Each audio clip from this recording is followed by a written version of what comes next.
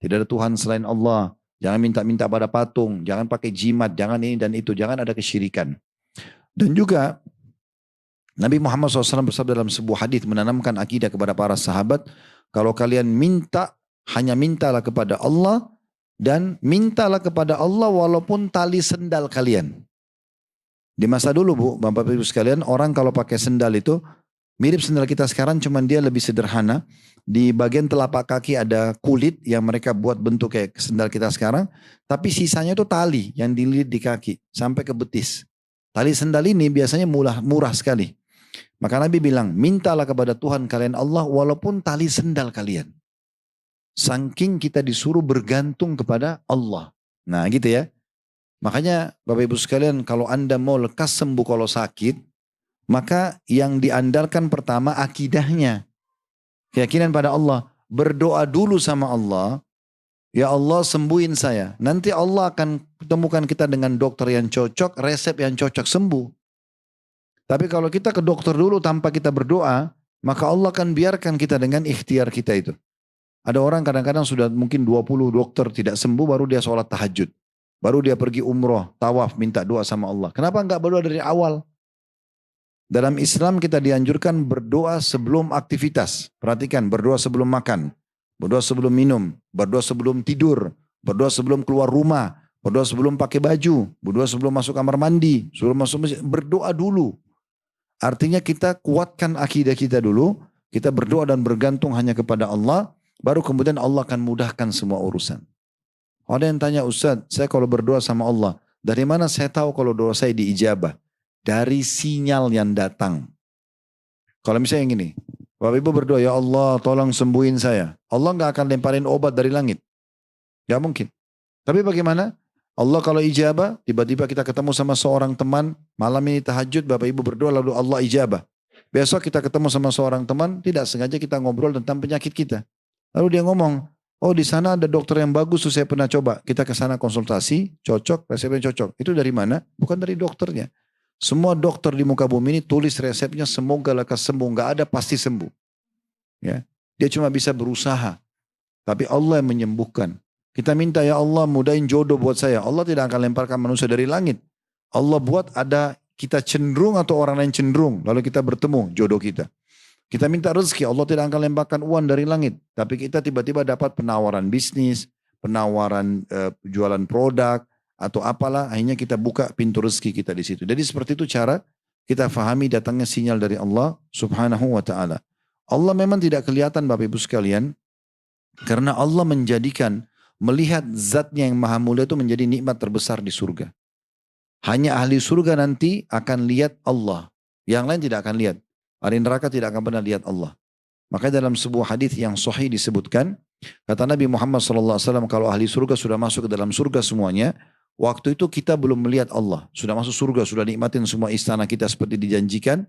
Dan kalau Bapak Ibu mau lebih jelas, lihat surah Ar-Rahman dan surah Al-Waqi'ah. Dua surah ini bicara tentang masalah surga. Banyak bicara tentang surga dan fasilitasnya, kebun-kebunnya, sungai-sungainya, pakaiannya, dan segala macam hal. Yang jelas, Bapak Ibu sekalian, nanti kalau ahli surga sudah masuk ke dalam surga, maka Allah akan bertanya kepada mereka semuanya, dan semoga kita termasuk insya Allah. Kata Allah SWT, apakah kalian sudah puas dengan apa yang aku berikan? Maka ahli surga mengatakan, kami mau apa lagi ya Allah? Setelah engkau selamatkan kami dari neraka dan engkau masukkan kami ke dalam surga. Karena nanti kita di surga Bapak Ibu sekalian, kita bisa lihat neraka setiap saat, supaya kita makin bersyukur dengan nikmat surga itu. Kita akan lihat orang disiksa, kita dengan teriakan mereka, supaya kita makin bersyukur dengan nikmat Allah yang Allah berikan dengan surga. Maka ahli surga mengatakan, kami mau nikmat apa lagi ya Allah? Setelah engkau selamatkan kami dari neraka, engkau masukkan kami ke dalam surga. Maka kata Nabi SAW, Allah pun mengangkat hijabnya. Pembatas antara dia sama hambanya, lalu semua ahli surga akan melihat zatnya Allah yang mulia. Itu pertama kali nanti. Ya. Dan semuanya mengatakan, ya Allah tidak ada nikmat yang mengalahkan melihat wajahmu yang mulia. Jadi melihat Allah subhanahu wa ta'ala adalah nikmat terbesar. Makanya Allah tidak nampakkan zatnya yang mulia di muka bumi ini. Gitu kan? Tapi Allah turunkan kitab, Allah utus para rasul untuk menyampaikan tentang siapa Allah subhanahu wa ta'ala. Itu dulu yang pertama. Jadi pondasi akidah ini harus kuat Bapak Ibu sekalian ya. Kami sarankan Bapak Ibu sekalian untuk menonton ceramah kami, cukup banyak judul. Kalau buka YouTube Khalid Basalamah Official, coba cari kalau sudah diklik logonya nanti ada home, ada podcast, ada itu, terus ada playlist. Nah, diklik playlistnya, nanti cari judulnya Saudaraku Inilah Pondasi Agamamu. Itu 2 jam lebih Bapak Ibu sekalian saya bicara tentang masalah akidah, masalah keyakinan. Kita harus yakin Allah ada, kita harus yakin malaikat ada, rukun iman kita. Kita harus yakin ada kitab-kitab yang turun, ada rasul-rasul yang diutus, ada hari kiamat, kebangkitan, kita akan melihat amal soleh kita ya, sekecil apapun.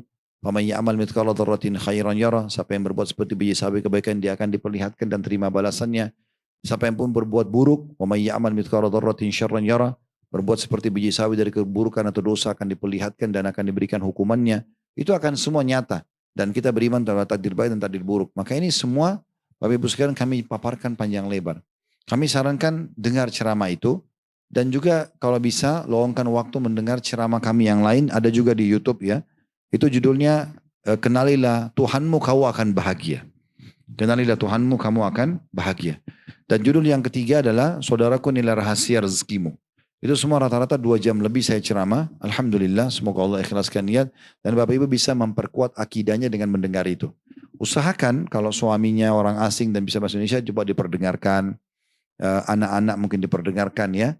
Sudah saatnya hiburan anak-anak itu bukan hanya sekedar game dan kartun, tapi mulai kita dengarkan ceramah. Saya ingat betul ada satu jemaah, saya selalu sampaikan di kajian ini karena memang ini bagi saya poin penting.